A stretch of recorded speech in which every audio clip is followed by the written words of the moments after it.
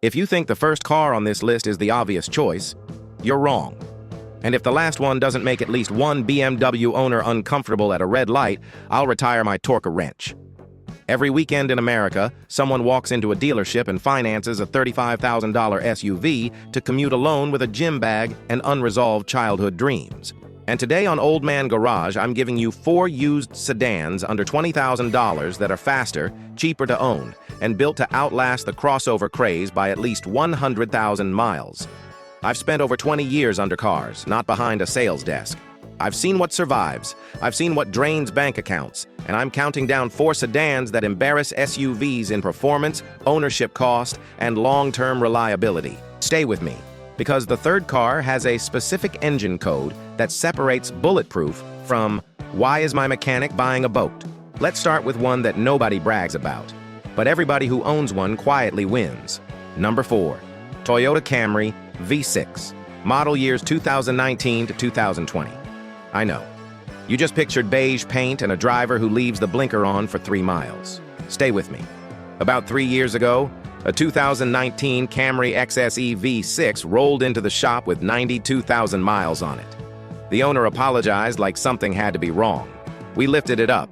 Original engine, original transmission, no leaks, no drama, just routine maintenance. I've worked on well over 100 Camrys in my career. You know what I almost never replace? The engine. You know what I do replace on the SUVs those same owners traded in? Transfer cases, rear differentials, CVT transmissions that cost between $2,500 and $5,500. That's not hype. That's invoice reality. Here's what most people don't understand about the 2019 and 2020 Camry V6. It runs a 3.5-liter naturally aspirated V6 pushing 301 horsepower, 0 to 60 in 5.8 seconds. That's not grandma's car. That's faster than a Honda CR-V, faster than a Toyota RAV4, faster than a Ford Escape, and faster than most compact crossovers people are proudly paying $30,000 for. Imagine explaining at Thanksgiving that your practical SUV just got walked by a Camry. And here's the part that matters. No turbo, no complicated all-wheel drive system on the V6 models. Traditional 8-speed automatic, proven engine family. This powertrain has been refined for years.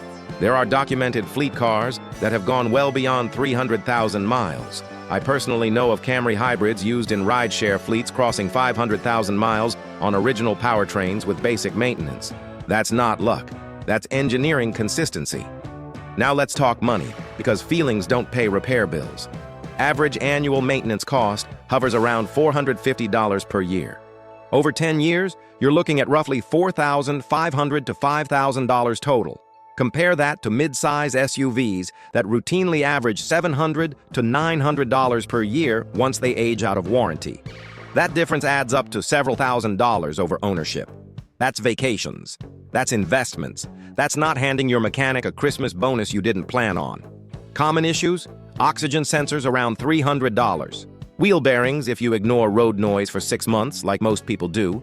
Brake rotors, maybe $300 per axle. That's normal wear and tear, not catastrophic drivetrain failures. The 2018 model year had more recalls since it was the first year of that generation, including a fuel pump campaign. That's why I tell people target 2019 or 2020. The bugs were sorted from the factory. Now, who should buy it? If you commute serious miles, like 20,000 miles per year.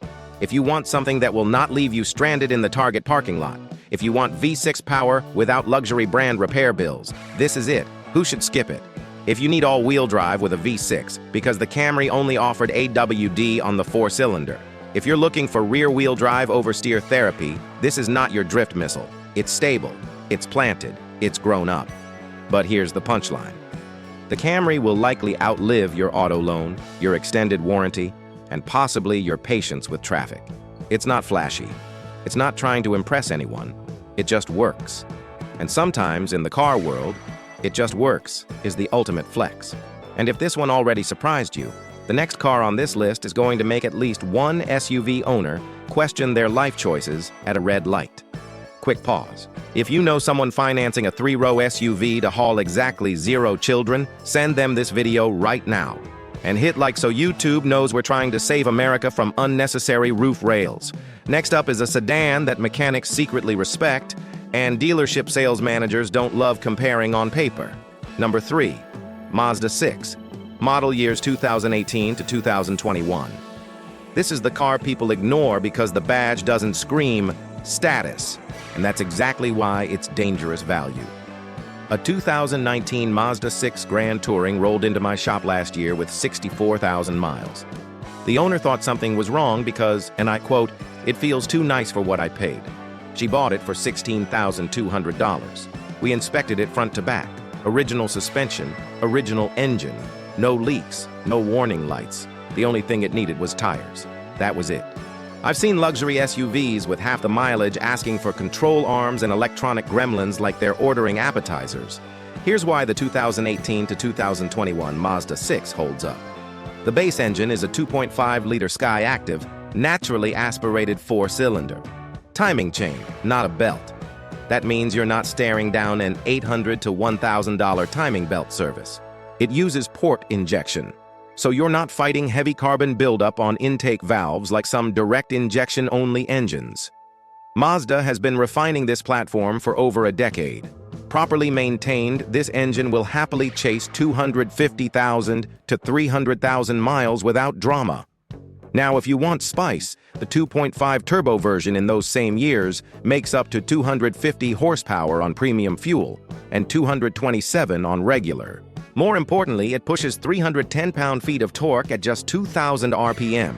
That's diesel-level shove in a mid-size sedan. You roll into the throttle at a stoplight, and the crossover next to you is still waiting for its transmission to figure out what gear it wants. 0 to 60 in the mid-5-second range with a turbo. In a sedan that people think is just practical. That's the best kind of sleeper. Ownership costs? Annual maintenance averages around $460 per year. That's comfortably below what most mid-size SUVs run once they age a bit. Insurance is generally lower than comparable crossovers because statistically, people buying Mazda 6 sedans are not trying to reenact Fast and Furious in a grocery store parking lot. Common issues to watch? Wheel bearings can run $300 to $500 per corner if you ignore humming noises. Brake rotors about $300 per axle. Early infotainment systems sometimes glitch or freeze, and in many cases, it's a faulty SD navigation card. $40 to $50 fixes what some people think is a major electronics failure. Welcome to modern car ownership. Before you buy one, check 2 things. First, verify the fuel pump recall has been completed. That's a free dealer fix, but you want it documented. Second, pop the oil cap and look underneath. If you see milky residue, that could indicate coolant contamination. If it's clean, that's a good sign. Simple checks save expensive regrets. Cargo space sits around 14.7 cubic feet in the trunk. Not massive, but let's be honest. Most compact SUV owners are hauling the same gym bag and Costco run. If you regularly move furniture or own 3 Great Danes, this is not your solution. Also, no all-wheel drive on these years. Front-wheel drive only. In serious snow states, that might matter. Who should buy it? Someone who wants near-luxury interior materials without paying German luxury maintenance bills. Someone planning to keep the car past 150,000 miles. Someone who appreciates handling that feels tight and composed instead of top-heavy and floaty like a 3-row crossover pretending to be sporty. Who should skip it? If you genuinely need real cargo height or AWD for harsh winters, this is a sedan, not a ski lodge shuttle. Here's the funny part. The Mazda 6 is often cross-shopped against entry-level European sedans, yet over 10 years, it will likely cost thousands less to maintain. It doesn't shout, it doesn't flex, it just quietly delivers. And if you think that's impressive, the next car on this list adds serious turbocharged performance to long-term reliability. But there's one specific engine code you absolutely need to look for, because the wrong one turns a great deal into a long-term annoyance. Honda Accord 2.0T, model years 2018 to 2020. Now pay attention here because this is where people mess up. When you're shopping for one of these, you want to see one thing on the spec sheet, the K20C4 engine, not the 1.5T, not the it's basically the same thing. The 2.0T, 252 horsepower, 273 pound-feet of torque. And yes, it matters. I had a guy come into the shop who had just bought a brand new Honda Pilot for $38,000. Beautiful SUV, 3 rows, cup holders for days. He confidently told me it was quick. I recommended he look up the 0 to 60 time of a 2019 Accord 2.0 T Sport. We pulled it up. Accord, 5.4 seconds. Pilot, 7.1 seconds. He just stared at the screen like it had personally betrayed him. Here's why this car hits different. The 2.0-liter turbo engine is derived from the same engine family as the Civic Type R. It makes peak torque at around 1,500 RPM. That means when you merge onto the highway, the power is there immediately. No waiting, no dramatic downshift pause, just go. It does not drive like an economy sedan. It drives like a grown adult sports sedan that happens to get good fuel economy. Speaking of fuel economy, you're looking at roughly 22 miles per gallon city and 32 highway depending on how heavy your right foot is. Real world combined usually lands around 26 to 27 miles per gallon. That's better than most mid-size SUVs that struggle to break the low 20s combined. Now let's be honest about the elephant in the room. The 1.5T engine in some Accords from these years had documented oil dilution issues, especially in colder climates with short trips. Fuel could mix with oil under certain conditions. Honda issued software updates that improved the situation, but if you want zero mental energy spent worrying about it, buy the 2.0T and sleep peacefully.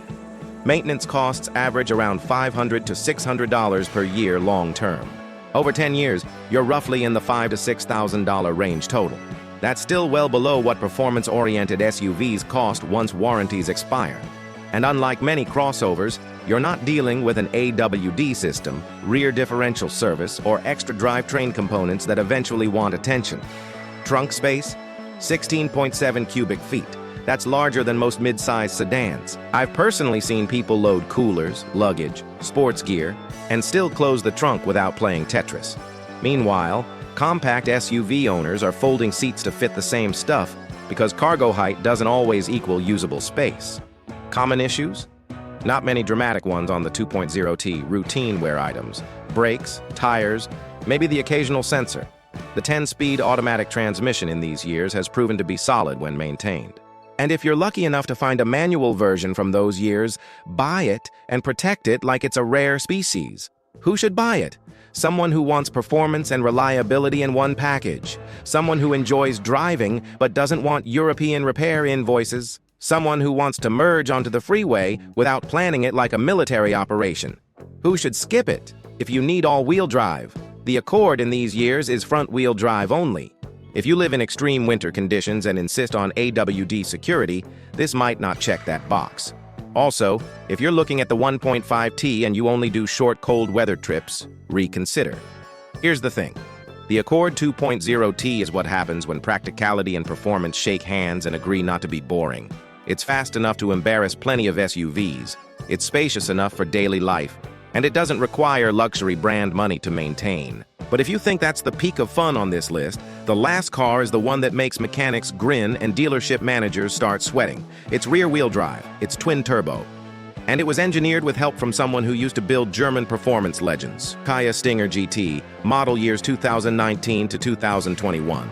If you guessed this at the beginning, congratulations. You either know cars, or you've scared at least one BMW owner before. The Kia Stinger GT was developed under the direction of Albert Biermann, the former head of BMW's M division. Yes, that BMW M division. The same performance department behind cars enthusiasts hang posters of. Then he went to Kia and said, "Let's have some fun." Under the hood of the 2019 to 2021 Stinger GT sits a 3.3-liter twin turbocharged V6. 365 horsepower, 376 pound-feet of torque. Rear-wheel drive standard, all-wheel drive optional. 0 to 60 in about 4.7 seconds. That is not pretty quick for a Kia. That is objectively fast. Faster than a base BMW 5 Series. Faster than an Audi Q5. Faster than most mid-size SUVs under $60,000 that people swear are sporty. A customer once came to me wanting to trade his 2019 Stinger GT with about 48,000 miles for a used BMW 4 Series Grand Coupe. We pulled up the numbers. The Stinger was quicker in the quarter mile. It had more cargo space. It cost thousands less, and it still had factory warranty coverage remaining. He kept the Stinger. The BMW salesperson was not thrilled. Math is undefeated. Here's what makes this car special beyond straight-line speed. It's a liftback, not a traditional trunk sedan. With the seats up, you get about 23.3 cubic feet of cargo space. Fold them down, and you're looking at roughly 40.9 cubic feet. That's more usable cargo room than many compact SUVs offer with their seats up. Let that sink in. You can outrun traffic and still fit Costco in the back. Fuel economy on the V6 averages around 17 miles per gallon city and 25 highway, with a combined average close to 20. Yes, it prefers premium fuel. Yes, you will notice that at the pump. That's the trade-off for twin turbos and real performance. This is not the save the planet pick. This is the smile every on-ramp pick. Maintenance costs surprisingly average around a few $100s per year for normal service when properly maintained. Oil changes every 5,000 miles are smart on a twin-turbo engine. Keep up with it, and these cars have proven to be far more durable than early skeptics expected. Target 2019 or 2021 specifically. The 2018 first model year had more electrical complaints and wiring harness recalls. The 2020 had some reported fuel gauge and brake-related issues. Verify that recall work, including the turbocharger oil feed pipe campaign and the high-pressure fuel pump recall, has been completed. Both are dealer fixes at no cost, but documentation matters. Who should buy it? Someone who wants a genuine performance experience without European luxury depreciation and repair anxiety. Someone who wants rear-wheel drive balance. Someone who enjoys the idea of pulling up next to a luxury badge and knowing the spec sheet is on your side. Who should skip it? If you're hyper-focused on maximum fuel efficiency, if you don't want a budget for premium fuel, or if you simply prefer blending in. The Stinger does not blend in, it looks like it means business. Here's the bigger picture. All four of these sedans cost under $20,000 used in the current market depending on mileage and condition. All four are faster than the majority of crossovers people are buying brand new for $30,000 to $40,000. All four avoid the added complexity of heavy AWD systems, tall suspensions, and extra drivetrain components that eventually cost real money. On average, choosing one of these over a comparable midsize SUV can save you somewhere between $1,000 and $2,000 per year in fuel, insurance, and maintenance once the warranty honeymoon ends. Over 5 years, that's up to $10,000 back in your pocket. That's not theory. That's what long-term ownership numbers show. The Mazda 6 gives you near luxury feel without luxury repair bills. The Toyota Camry V6 gives you legendary longevity with real power. The Honda Accord 2.0T gives you turbo performance with daily usability. And the Kia Stinger GT gives you rear-wheel drive twin-turbo chaos in the most responsible way possible. The SUV craze isn't evil, it's just expensive. And most people don't actually need what they're paying extra for. Meanwhile, these sedans are sitting on dealer lots, undervalued, waiting for someone who understands numbers instead of marketing. If this video saved you from signing a bad deal, hit subscribe to Old Man Garage. And if you want to see the cars I would never let a family member buy, the ones that show up on lifts at 80,000 miles, needing $4,000 repairs, that video is coming next. Because around here we don't hate SUVs. We just like winning at the stoplight and at the service counter.